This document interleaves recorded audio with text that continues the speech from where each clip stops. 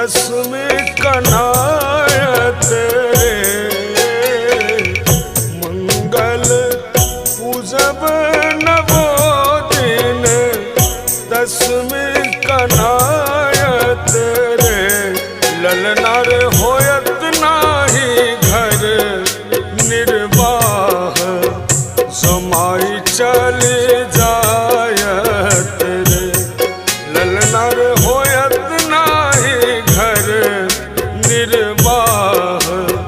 जमाई चली जायत रे।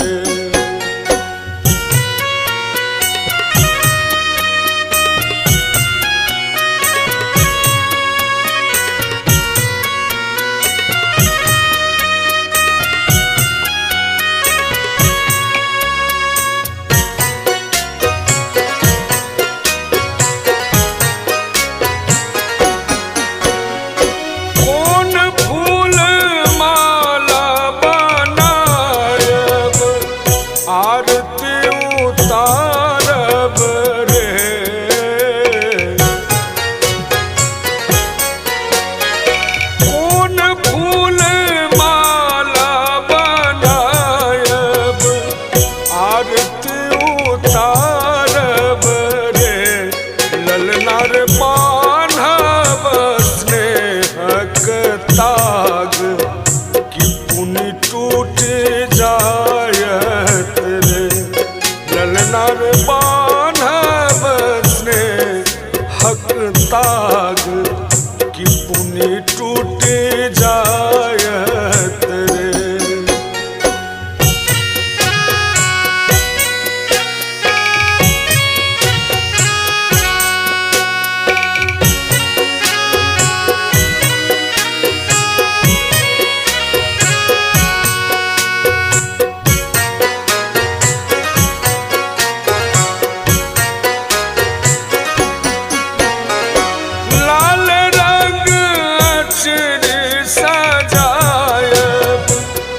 चामर डोलायब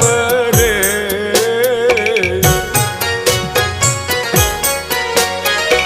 लाल रंग अचरी सजायब कि चामर डोलायब रे ललना रे नोर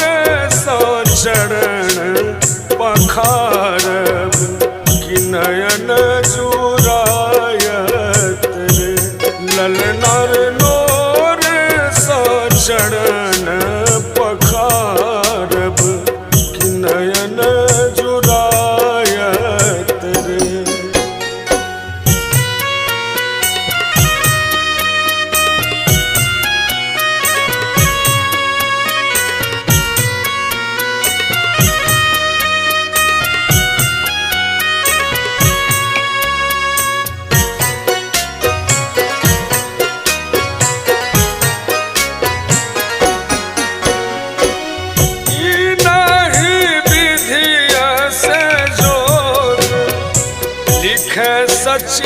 सच्चिदानंद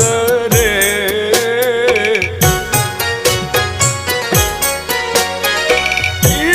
नहीं विधिय से जोग लिखे सच्चिदानंद रे ललना रे सोहर गावी अरविंद वियोग सुनायत रे ललना रे सोहर गावे अरविंद की वियोग सुनायत रे मंगल पूजब नवो दिन दसवीं कनायत रे मंगल पूजब नवो दिन दसवीं कनायत रे ललना रे होयत नाही घर निर्वाह